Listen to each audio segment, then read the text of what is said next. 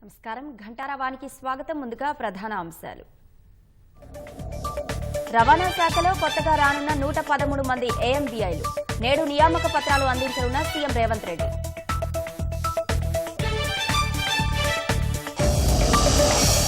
ROR చట్టంపై తుది నిర్ణయం దిశగా సర్కార్ అడుగులు. త్వరలో సీఎం రేవంత్ నేతృత్వంలో ఉన్నత స్థాయి సమీక్ష.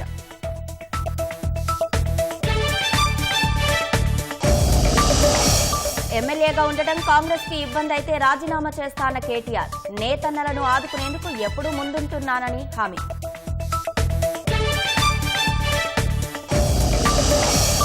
51వ సీజేఐగా జస్టిస్ సంజీవ్ ఖన్నా బాధ్యతలు. నేడు ప్రమాణం చేయించనున్న రాష్ట్రపతి.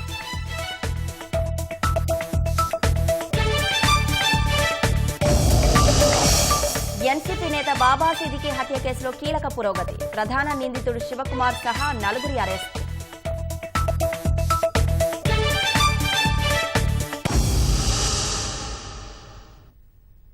రవాణా శాఖలో నూతన అసిస్టెంట్ మోటార్ వెహికల్ ఇన్స్పెక్టర్లు రాబోతున్నారు. ఇన్నాళ్లు సిబ్బంది కొరతతో అల్లాడిన రవాణా కార్యాలయాలు ఇక నుంచి కలకలలాడనున్నాయి. కొత్తగా నియామకమయ్యే వారిని ఎన్ఫోర్స్మెంట్ విభాగం కింద తీసుకోవాలని రవాణా శాఖ భావిస్తోంది. నేడు 113 మంది ఏఎంబీఐలకు ముఖ్యమంత్రి రేవంత్ రెడ్డి నియామక పత్రాలను అందజేయనున్నారు. తొలిసారిగా రవాణా శాఖ కార్యాలయానికి ముఖ్యమంత్రి రేవంత్ రెడ్డి వస్తుండటంతో అధికారులు భారీగా ఏర్పాట్లు చేశారు.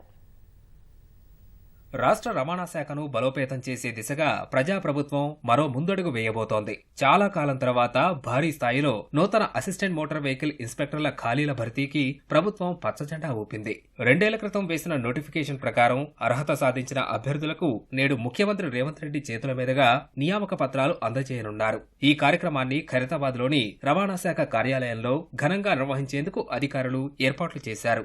113 పోస్టుల భర్తీతో రవాణా శాఖ సేవలు మరింత విస్తృతమవుతాయని ఉన్నతాధికారులు భావిస్తున్నారు. నూతన ఏఎంబీఏలకు శిక్షణ అనంతరం వారిని రవాణా శాఖ ఎన్ఫోర్స్మెంట్ విభాగంలోకి తీసుకోవాలని అధికారులు భావిస్తున్నారు. ఖైరతాబాద్లోని రవాణా శాఖ కార్యాలయంలో సీఎం సభ ఏర్పాట్లు చేశారు. కొన్ని నిబంధనలు చట్టంలో కఠినతరంగా అమలు చేయాలి. సుప్రీంకోర్టులో ఉన్న నిర్దేశ సూత్రాలను గట్టిగా అమలు చేయాలని రాష్ట్రంలో ఉన్నటువంటి నూతనంగా ఈ మధ్యలో ఆయన జాయిన్ అయినటువంటి నీలంబర్తి గారు చాలా ఆకాంక్షతోటి, ప్రిన్సిపల్ సెక్రటరీ గారు వికాస్ రాజు గారు కూడా ఆ పట్టుదలతోటి మనం ఈ రాష్ట్రంలో కనీసం కొన్ని ప్రాణాలను రక్షించినట్టయితే మన విధి నిర్వహణకు ఒక సార్థకత వస్తుందనేటువంటి ఆలోచనతోటి ప్రభుత్వం అనుమతి తీసుకొని కొన్ని కఠిన చర్యలు తీసుకోబోతున్నాం. ప్రస్తుతం రవాణా శాఖలో వాహనాలకు ఫిట్నెస్ పరీక్షలు నిర్వహించేందుకే ఎంబీఐలు సరిపోతున్నారు. వాహనాలు తనిఖీ చేయాలంటే అతి కష్టంగా మారిపోతోందని ఆర్టీఓలు పేర్కొంటున్నారు. నూతన ఏఎంబీఐలు వస్తే ఇప్పటికే ఎంబీఐలుగా ఉన్న వారికి రవాణా శాఖ అధికారులుగా పదోన్నతులు లభించనున్నాయి. ఆర్టీఓలలో కొందరికి డిప్యూటీ ట్రాన్స్పోర్ట్ కమిషనర్లుగా పదోన్నతులు లభించనున్నాయి. వీలైనంత త్వరగా ఖాళీగా ఉన్న పోస్టులను భర్తీ చేయాలని రవాణా శాఖ ఉన్నతాధికారులు భావిస్తున్నారు. ఆర్ఓఆర్ చట్టం 24పై తుది నిర్ణయం తీసుకునే దిశగా రాష్ట్ర ప్రభుత్వం అడుగులు వేస్తోంది.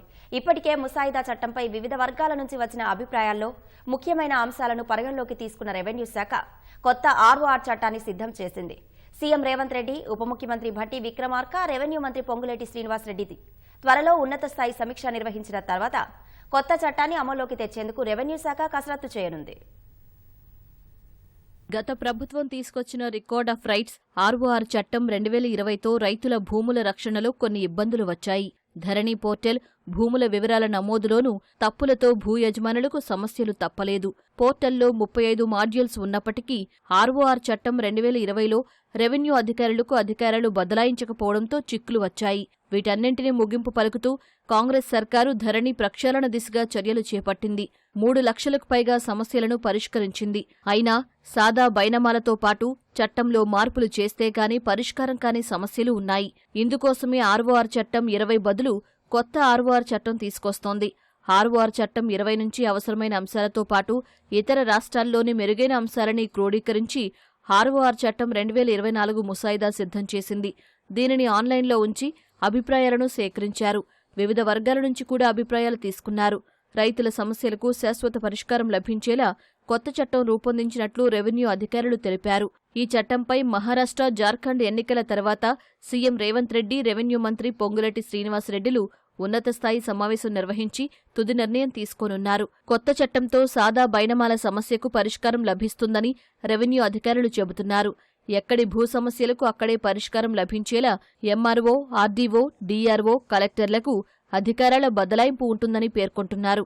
కొత్త చట్టం అందుబాటులోకొస్తే వ్యవసాయ భూములు కొనుగోలు చేసినట్లయితే హద్దులతో కూడిన పట్టాదారు పాస్బుక్లు రైతులకు అందజేయనున్నారు.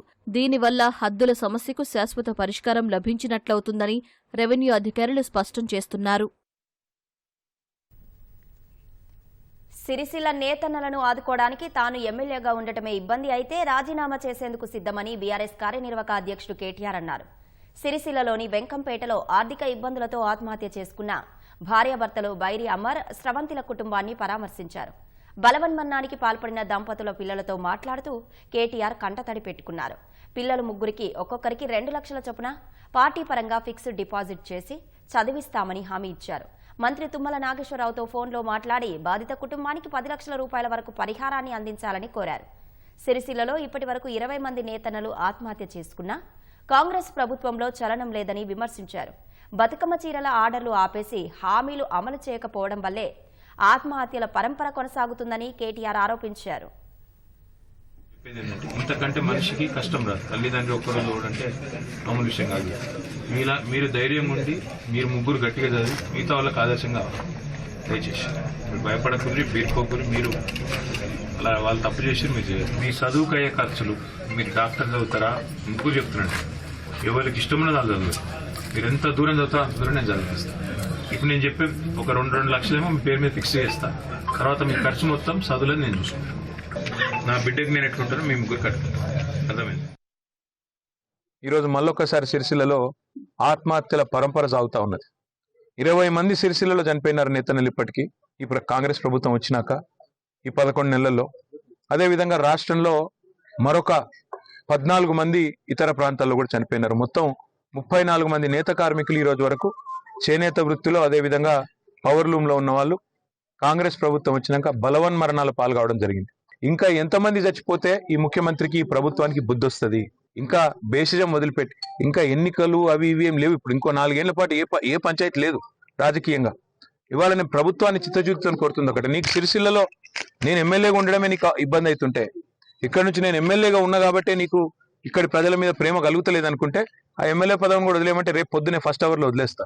నాకు అది పెద్ద ముచ్చట కాదు. కానీ ఈ రకంగా పగబట్టినట్టు ఒక మంచిగా నడుస్తున్న ఇండస్ట్రీని, మంచిగా నడుస్తున్న కుటుంబాలను చితికేసే విధంగా, మంచిగా నడుస్తున్న వస్త్ర వ్యాపార పరిశ్రమను చంపేసే విధంగా కక్షగట్టినట్టు ఒక శాడిస్ట్ లాగా వ్యవహారం చేయడం అనేది ఒక ప్రభుత్వానికి మంచిది కాదు. సుప్రీంకోర్టు 51వ ప్రధాన న్యాయమూర్తిగా జస్టిస్ సంజీవ్ ఖన్నా ఇవాళ ప్రమాణం చేయనున్నారు. రాష్ట్రపతి భవన్లో ఈ ఉదయం 10 గంటలకు జరిగే కార్యక్రమంలో జస్టిస్ సంజీవ్ ఖన్నాతో రాష్ట్రపతి ద్రౌపది ముర్ము ప్రమాణ స్వీకారం చేయించనున్నారు. సీజేఐగా జస్టిస్ డివై చంద్రచూడ్ పదవీకాలం ఆదివారంతో ముగియడంతో ఆయన స్థానంలో జస్టిస్ సంజీవ్ ఖన్నా బాధ్యతలు స్వీకరించనున్నారు. వచ్చే ఏడాది మే వరకు జస్టిస్ సంజీవ్ ఖన్నా సుప్రీంకోర్టు సీజేఐగా కొనసాగనున్నారు. 1960 మే 14న న్యాయమూర్తుల కుటుంబంలో జన్మించిన జస్టిస్ సంజీవ్ ఖన్నా ఢిల్లీ యూనివర్సిటీలో న్యాయ విద్యను అభ్యసించారు. 1983లో ఢిల్లీ బార్ కౌన్సిల్లో న్యాయవాదిగా నమోదు చేసుకుని ప్రాక్టీస్ ప్రారంభించారు. Taxation, arbitration, commercial, company law కేసులు వాదించారు. 2005 జూన్ 25న ఢిల్లీ హైకోర్టు అదనపు న్యాయమూర్తిగా, 2006 ఫిబ్రవరి 20న శాశ్వత న్యాయమూర్తిగా నియమితులయ్యారు. 2019 జనవరి నుంచి సుప్రీంకోర్టులో న్యాయమూర్తిగా ఉన్న జస్టిస్ సంజీవ్ ఖన్నా 6 ఏళ్ల కాలంలో 117 తీర్పులు రాశారు. ఈవీఎంల నిబద్ధతను సమర్థిస్తూ కీలకమైన తీర్పును వెలువరించారు. ఎన్నికల బాండ్ల పథకం రద్దు, ఆర్టికల్ 370 రద్దును సమర్థిస్తూ తీర్పులు ఇచ్చిన ధర్మాసనాల్లో భాగస్వామిగా ఉన్నారు. సియోల్లో స్పోర్ట్స్ యూనివర్సిటీ చూసిన తర్వాత స్ఫూర్తి పొంది రాష్ట్రంలో యంగ్ ఇండియా స్పోర్ట్స్ యూనివర్సిటీని ఏర్పాటు చేయాలని సీఎం నిర్ణయం తీసుకున్నారని, దానికి కేబినెట్ ఆమోదం కూడా తెలిపిందని మంత్రి పొన్నం ప్రభాకర్ తెలిపారు. సిద్దిపేట జిల్లా హుస్నాబాద్లో జరిగిన 68వ అండర్-14 బాలుర బాలికల రాష్ట్ర స్థాయి హ్యాండ్బాల్ టోర్నమెంట్ ముగింపు కార్యక్రమంలో మంత్రి పొన్నం ప్రభాకర్ పాల్గొన్నారు. విజేతలకు బహుమతులు ప్రదానం చేశారు. హుస్నాబాద్ స్టేడియం రాబోయే కాలంలో క్రీడలకు వేదిక కావాలని ఆకాంక్షించారు. హుస్నాబాద్లో క్రీడలకు మరింత ప్రోత్సాహం అందించేలా ప్రభుత్వం ద్వారా అన్ని రకాల కార్యక్రమాలు చేపడతానని పేర్కొన్నారు. ఒక్కసారి ఉద్యోగం రానంత మాత్రాన ఓడిపోయినట్లు కాదని హైడ్రా కమిషనర్ రంగనాథ్ అన్నారు. హైడ్రా అనేది ముందుకు తీసుకెళ్తుంటే ఎన్నో అడ్డంకులు వస్తున్నాయని, ప్రభుత్వం చాలా ధైర్యంతో ముందుకు వెళ్తోందని, దృఢమైన సంకల్పం ఉంటేనే విజయం సాధించగలమన్నారు. హైదరాబాద్ సిఎస్బి అకాడమీలో ప్రాజెక్టు కల్పతరు స్కాలర్షిప్ పరీక్షలో ఉత్తమ ప్రతిభ కనబరిచిన అభ్యర్థులకు రంగనాథ్ చేతుల మీదుగా సివిల్స్ మెటీరియల్ పుస్తకాలు అందజేశారు. ఈ ఏడాది స్క్రీనింగ్ టెస్టులో ఉత్తీర్ణులైన వారికి ఉచిత కోచింగ్ కూడా ఇవ్వాలని నిర్ణయించినట్లు సిఎస్బి అకాడమీ చైర్మన్ బాలలత తెలిపారు.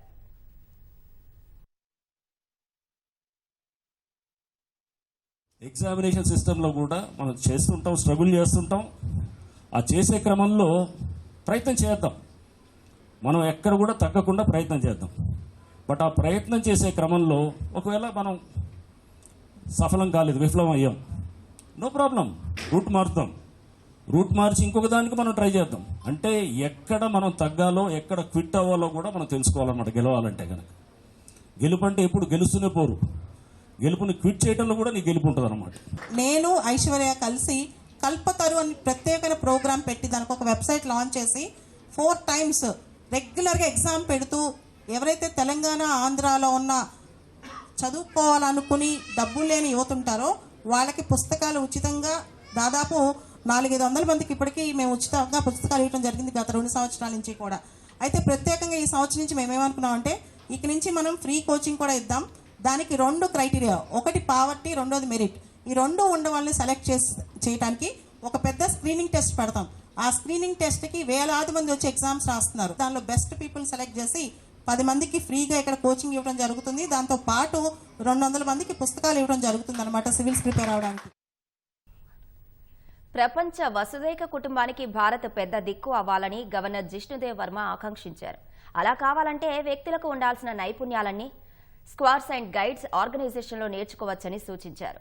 హైదరాబాద్ నారాయణగూడలో జరిగిన scouts and guides diamond Jubilee వేడుకలకు ముఖ్య అతిథిగా ఆయన హాజరయ్యారు. తరగతి గదుల్లో కంటే బయట ఇలాంటి సంస్థల్లోనే ఎక్కువ జ్ఞాన సముపార్జన చేయవచ్చన్నారు. దేశ పౌరులందరి అభివృద్ధే వికసిత భారత్ అన్న గవర్నర్ స్కౌట్స్ అండ్ గైడ్స్లో వ్యక్తిత్వ వికాసం అలవర్చుకోవచ్చని తెలిపారు. ఈ సందర్భంగా ప్రదర్శించిన సాంస్కృతిక కార్యక్రమాలు ప్రత్యేక ఆకర్షణగా నిలిచాయి.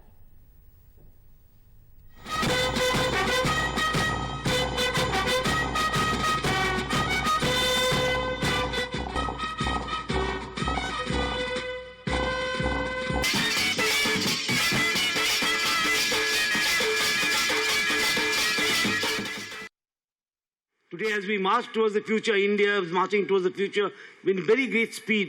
In that speed, we have to make people ready to take our motherland into the future and make it a Vikasit Bharat, a developed Bharat. A developed Bharat means a developed citizen. The citizen developed in the latest techniques. The citizen developed in discipline, in commitment. When you see these senior people sitting here, you see their commitment. It is lifelong. Where there is commitment, there is no time bar. Where there is no commitment, there is no result. Hyderabad Ravindra భారతిలో పండిట్ జవహర్లాల్ నెహ్రూ జయంతి వేడుకలు పురస్కరించుకొని బాలచో కూచిపూడి నృత్య ప్రదర్శన కన్నుల పండుగగా నిర్వహించారు. జై జవాన్ జై కిసాన్ తెలంగాణ భాషా సాంస్కృతిక పర్యాటక శాఖ సంయుక్త ఆధ్వర్యంలో వేడుకలు ఘనంగా జరిగాయి.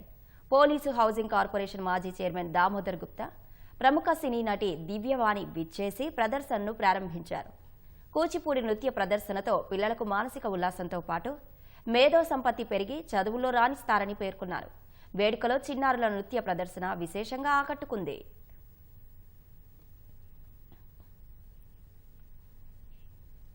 నిర్మల్ పట్టణంలో 1967 బ్యాచ్కు చెందిన పూర్వ విద్యార్థుల సమ్మేళనం ఘనంగా నిర్వహించారు. ప్రభుత్వ ఉన్నత పాఠశాల విద్యను అభ్యసించిన విద్యార్థులు 17 ఏళ్లు ఉన్నప్పుడు దూరమైన వారు పై చదువులు, వివిధ ఉద్యోగాలు, వ్యాపారాల్లో కొనసాగారు. స్థానికంగా ఏఎన్ రెడ్డి కాలనీలోని కమిటీ హాల్లో పూర్వ విద్యార్థుల సమ్మేళనానికి వేదికైంది. 57 సంవత్సరాల తర్వాత కలుసుకొని ఆనాటి జ్ఞాపకాలను నెమరేసుకొని ఆనందంగా గడిపారు. సమ్మేళనంలో ఒకరినొకరు ఆప్యాయంగా పలకరించుకున్నారు. కుటుంబ బాగోగులు పంచుకున్న వారు మృతి చెందిన వారికి సంతాపం ప్రకటించారు. అనంతరం అందరూ కలిసి సహపంక్తి భోజనాలు చేసి ఆనందంగా గడిపారు.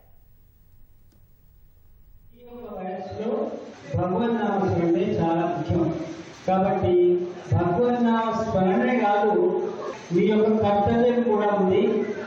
మీ యొక్క గ్రాండ్ సన్స్కు, గ్రాండ్ డాటర్స్కు, పిల్లలకు, సమాజంకు మీ యొక్క అనుభవము అందించవలసిన బాధ్యత మీ మీద ఉంది. నిర్మల్ జిల్లాలో పెద్ద పులి సంచారం స్థానికులకు కంటి మీద కునుకు లేకుండా చేస్తోంది. గత వారం రోజులుగా జిల్లాలో ఏదో ఒక చోట పెద్ద పులి సంచరిస్తుందన్న వార్త స్థానికులను ఆందోళనకు గురిచేస్తోంది. తాజాగా నిన్న రాత్రి సారంగపూర్ మండలం మహబూబ్ ఘాట్లో పెద్ద పులి తారసపడింది. రహదారి దాటుతుండగా అటువైపు వెళ్తున్న వారు చూసి అటవీశాఖ అధికారులకు సమాచారం ఇచ్చారు. ఆ ప్రాంతంలో వాహన రాకపోకలను అటవీశాఖ అధికారులు నిలిపివేశారు. ములుగు జిల్లాలోని రామప్ప దేవాలయాన్ని హైకోర్టు న్యాయమూర్తి జస్టిస్ సుజయ్ పాల్ సందర్శించారు. కుటుంబ సమేతంగా వచ్చిన ఆయనకు అర్చకులు పూర్ణకుంభంతో స్వాగతం పలికారు. అనంతరం ప్రత్యేక పూజలు నిర్వహించారు. రామప్ప దేవాలయం మహా అద్భుత కట్టడమని జస్టిస్ సుజయ్ పాల్ అన్నారు. అనంతరం రామప్ప చెరువును సందర్శించి బోటింగ్ చేశారు. జస్టిస్ సుజయ్ పాల్ వెంట ఉమ్మడి వరంగల్ జిల్లాలోని జిల్లా కోర్టుల న్యాయమూర్తులు ఉన్నారు. రంగారెడ్డి జిల్లా షాద్నగర్లో యాదవుల సదర్ పండుగ వేడుకలు ఘనంగా జరిగాయి. ఈ వేడుకలకు ఎమ్మెల్యే శంకర్, ఎంపీ డీకే అరుణతో పాటు ప్రజలు పెద్ద ఎత్తున పాల్గొన్నారు. యాదవుల సంక్షేమానికి ప్రభుత్వం అధిక ప్రాధాన్యతనిస్తోందని ఎమ్మెల్యే శంకర్ తెలిపారు. దున్నపోతుల విన్యాసాలను చూడడానికి నియోజకవర్గం నలుమూలల నుంచి ప్రజలు తరలివచ్చి ఆసక్తిగా తిలకించారు. జిల్లాలోని అబ్దుల్లాపూర్ మెట్లో సదర్ సమ్మేళనం ఘనంగా జరిగింది. వేడుకకు ముఖ్య అతిథిగా మాజీ మంత్రి సనత్ నగర్ ఎమ్మెల్యే తలసాని శ్రీనివాస్ యాదవ్ హాజరయ్యారు. సదర్ను తిలకించేందుకు స్థానిక ప్రజలు పెద్ద ఎత్తున తరలివచ్చారు.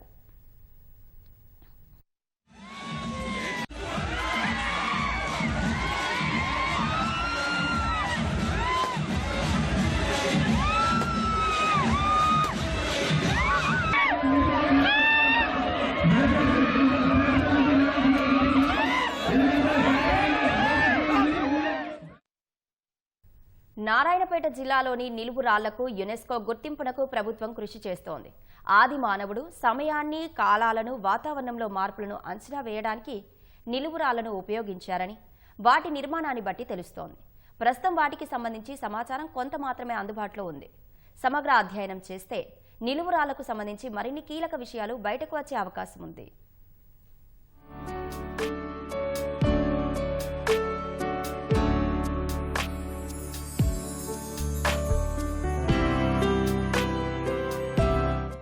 నారాయణపేట జిల్లా కృష్ణా మండలం ముడుమాల్ నిలువురాళ్లకు యునెస్కో గుర్తింపు దిశగా అడుగులు పడుతున్నాయి. వీటిపై మరింత అధ్యయనానికి పరిసర ప్రాంతాల్లో తవ్వకాల కోసం అనుమతులు కోరుతూ కేంద్ర పురావస్తు శాఖకు తెలంగాణ హెరిటేజ్ విభాగం ప్రతిపాదన పంపింది. తవ్వకాల్లో ఆనాటి ఆనవాళ్లు లభిస్తే అవి ఎన్ని శతాబ్దాల కిందటివి, వాటి నిర్మాణ ఆవశ్యకత, ఇతర సమాచారం తెలిసే అవకాశాలున్నాయి. ఖగోళ పరిజ్ఞానాన్ని, కాలాలను, వాతావరణ మార్పులను తెలుసుకునేందుకు ఆనాడే నిలువురాళ్లు సప్తర్షి మండలంతో అంచనా వేసేవారు. వీటికి యునెస్కో గుర్తింపునకు సరిపోయే అన్ని అర్హతలున్నాయి. అయితే ఆ స్థాయికి చేర్చాలంటే ఎంతో కసరత్తు అవసరం. ఏళ్లుగా నిరాధారణకు గురైన నిలుపురాళ్ల పరిరక్షణకు Deccan heritage academy trust, Telangana heritage విభాగం కృషి చేస్తున్నాయి.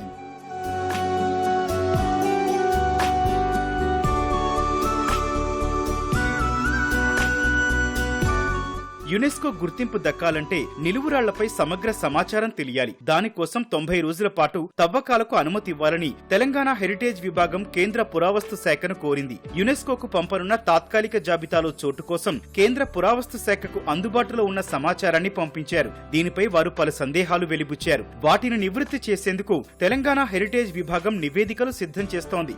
సమగ్ర వివరాలు పొందుపరిచే డోసియర్ తయారీని అనుభవం ఉన్న సంస్థకు అప్పగించే అవకాశం ఉంది. భౌగోళిక ప్రాంతం, విస్తీర్ణం, ప్రత్యేకతలు, సంబంధిత చిత్రాలు, సమగ్ర సమాచారంతో డోసియర్ తయారు చేస్తారు. తాత్కాలిక జాబితా నుంచి ప్రధాన జాబితాలో చేర్చిన తర్వాత యునెస్కోకు పంపుతారు. ప్రతిపాదనను స్వీకరిస్తే దశలవారీగా యునెస్కో ప్రతినిధులు క్షేత్ర సందర్శనలు చేస్తారు. ఆయా వివరాలు యునెస్కో కమిటీకి అప్పగిస్తారు. వారి సందేహాలను మన ప్రతినిధులు నివృత్తి చేయాల్సి ఉంటుంది. యునెస్కో సమావేశాల్లో జరిగే ఓటింగ్లో అధిక దేశాలు మద్దతిస్తే గుర్తింపు దక్కుతుంది.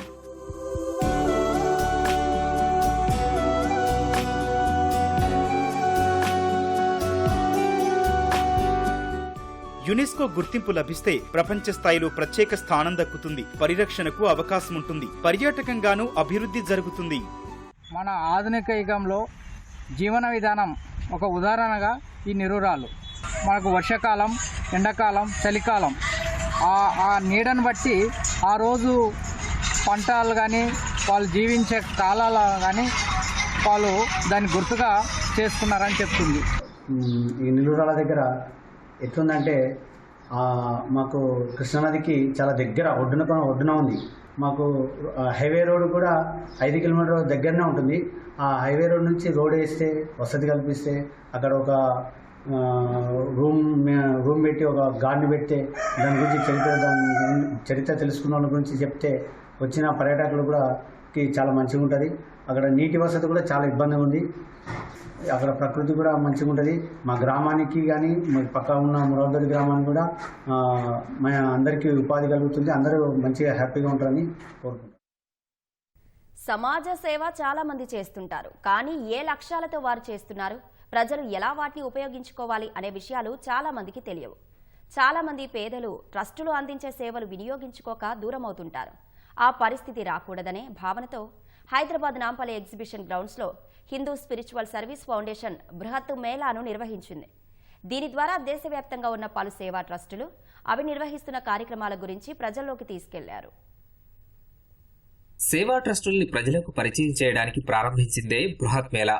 హైదరాబాద్ నాంపల్లి ఎగ్జిబిషన్ గ్రౌండ్స్ లో Hindu spiritual and service foundation బృహత్ మేళా నిర్వహించింది. మేళాలో 100కి పైగా దేశవ్యాప్తంగా ఉన్న సేవా ట్రస్టులు స్టాళ్లను ఏర్పాటు చేసి తమ సంస్థ కార్యకలాపాల గురించి ప్రజలకు తెలియజేశారు.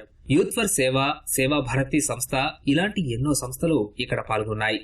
నేటి కాలంలో ప్రజలకు ఏదో ఒక రూపంలో సేవలందిస్తున్న ట్రస్టుల గురించి ప్రజలకు తెలియాల్సిన అవసరం ఉందని ట్రస్ట్ నిర్వాహకులు తెలిపారు. ఇక్కడ ముఖ్య ఉద్దేశం ఏంటంటే సేవాభావంతో చాలా సంస్థలు పనిచేస్తున్నప్పటికీ కూడా వాటి గురించి సమాచారం లేకపోవడం అనేది చాలా మందికి తెలియదు అనమాట. రానున్న తరాలకి తెలియాలి అంటే ఈ విద్యార్థులను కూడా ఈ యొక్క కార్యక్రమానికి తీసుకురావడం జరుగుతుంది. కాబట్టి ఇటువంటి కార్యక్రమాలు జరగాల్సిన ఆవశ్యకత ఉంది. అలాగే వీటి గురించి తెలుసుకోవాల్సిన ఆవశ్యకత కూడా సమాజానికి ఉంది. Spiritual knowledge to the devotees who are really in need. Nowadays youth are not concentrating on what they have to do actually. So our main youth program is to direct the youth in order to perform properly in their life towards it leads to their family welfare, and as an individual to the country also they will contribute something in whatever manner it is actually needed. ఒక సంస్థ ద్వారా ప్రజలకు ఎంతమంది benefit పొందుతున్నారు అనే విషయం తెలియపరచడానికి stall చాలా ఉపయోగపడుతుంది. యూత్ ఫర్ సేవ కనే కాదు, మిగతా ఇక్కడికి వచ్చిన 200 పైగా పెట్టిన స్టాల్స్ అందరూ కూడా వాళ్ళు చేసిన సమాజ కార్యానికి ప్రతి ఒక్కరు కూడా తోడ్పడాలని చెప్పి కోరుకుంటున్నాం. అలాగే ఇలాంటి స్టాల్స్ వల్ల మన దేశంలో ఇంత సేవ జరుగుతుందనే విషయం కూడా ప్రజలకు తెలియాల్సిన అవసరం ఉంది. కాబట్టి ఈ పెట్టినందుకు చాలా సంతోషంగా ఉంది. ఇక్కడ focus is on educating the చిన్న పిల్లలందరినీ కూడా ఆహారం, ఆచారం, అలంకారం అన్న 3 టాపిక్ల మీద పవర్ చేసి బయటకు పంపించాలన్న దాంతో ఒక 2-3 జనరేషన్స్ తర్వాత వాళ్ళు టీచర్స్ గా వెళ్ళాలి, బయటకి వెళ్ళి మన ధర్మాన్ని నిలపాలన్న దానికని ప్రయత్నం చేస్తూ మొత్తం ఉచితంగా నడుపుతున్న పాఠశాలలు ఇవన్నీ కూడాను. సమాజ సేవ చేసేందుకు ఎన్నో సంస్థలు ఉన్నా వాటి గురించి అందరికీ అంతగా తెలియకపోవచ్చు. సేవా సంస్థలు ప్రజలకు ఏ విధంగా ఉపయోగపడుతున్నాయి, వాటిని ఎలా వినియోగించుకోవాలనే సంగతి తెలియదు. అది దృష్టిలో పెట్టుకుని హిందూ ఆధ్యాత్మిక సేవా బృహత్ మేళా కార్యక్రమం చేపట్టారు. వీటి ద్వారా ఎన్జీఓల లక్ష్యాలు ప్రజలకు చేరువవుతాయంటున్నారు.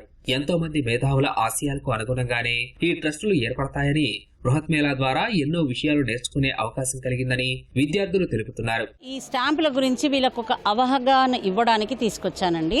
They are from the BA.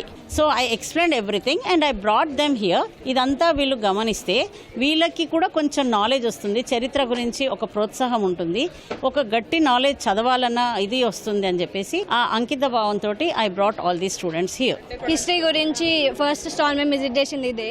So it is about history, మాకు సంబంధించిన సబ్జెక్ట్ కాబట్టి ఇట్ వాజ్ ఆల్ నైస్. అన్ని స్టాంప్స్ చూసాం మేము, అందరు పొలిటికల్ లీడర్స్ గురించి ఒక ఐడియా వచ్చింది. పోస్టర్స్, స్టాంప్స్ గురించి వాళ్ళు ఏం చేశారు దాని గురించి తెలుసుకోమని కొన్ని బుక్స్ అట్లాంటివి ఇవ్వడం జరిగింది. మాకు ఈ ఇయర్ కాకపోయినా నెక్స్ట్ ఇయర్ అయినా హిస్టరీలో ఉపయోగపడుతుందని మేము అనుకుంటున్నాం ఈ క్వశ్చన్స్. ప్రతి గ్రామం సేవా మార్గం ద్వారా ముందుకెళ్లాలని నిర్వాహకులు ఆకాంక్షిస్తూ ప్రజలకు చేరువ చేయాలనే లక్ష్యంతో కార్యక్రమాన్ని నిర్వహించారు. మధ్యప్రదేశ్ ఇందోర్లోని నెహ్రూ మైదానంలో చీరకట్టలో ఉన్న 5,000 మందికి పైగా నారీమణులు యుద్ధకళను ప్రదర్శించి ప్రపంచ రికార్డు సృష్టించారు. కత్తిని ఒడుపుగా తిప్పుతూ చూపర్లను అబ్బురపరిచారు. ఈ కార్యక్రమాన్ని అన్మోల్ ముస్కాన్ వెల్ఫేర్ సొసైటీ నిర్వహించింది. ఇందులో పాల్గొన్న మహిళలు 2 నెలలకు పైగా కత్తి సాముకు శిక్షణ తీసుకున్నట్లు నిర్వాహకులు తెలిపారు. మైదానంలో ఒకే చోట 5,000 మంది మహిళలు కత్తి సాము చేయడంతో ప్రపంచ రికార్డు నెలకొల్పినట్టు వెల్లడించారు. మహిళా సాధికారతను ప్రతిబింబిస్తూ ఈ కార్యక్రమాన్ని తలపెట్టినట్లు చెప్పారు. ఈ కార్యక్రమంలో మధ్యప్రదేశ్ సీఎం మోహన్ యాదవ్ సహా పలువురు ప్రముఖులు పాల్గొన్నారు. ఈ సందర్భంగా సీఎం మోహన్ యాదవ్ 2 చేతులతో కత్తి సాము చేయడం ప్రత్యేక ఆకర్షణగా నిలిచింది. మహారాష్ట్రలో ఎన్సీపీ నేత బాబా సిద్దికీని గత నెల 12న కాల్చి చంపిన కేసులో కీలక పురోగతి చోటు చేసుకుంది. సిద్దికీపై కాల్పులు జరిపిన ప్రధాన నిందితుడు శివకుమార్తో పాటు మరో 4గురిని పోలీసులు ఉత్తరప్రదేశ్లోని బహ్రాయిచ్లో నాన్ పరారీలో అరెస్ట్ చేశారు. శివకుమార్కు ఆశ్రయం ఇచ్చిన 4గురిని అదుపులోకి తీసుకున్నట్లు పోలీసులు తెలిపారు. నేపాల్ పారిపోయేందుకు శివకుమార్ వేసుకున్న ప్రణాళికను భగ్నం చేశామన్నారు.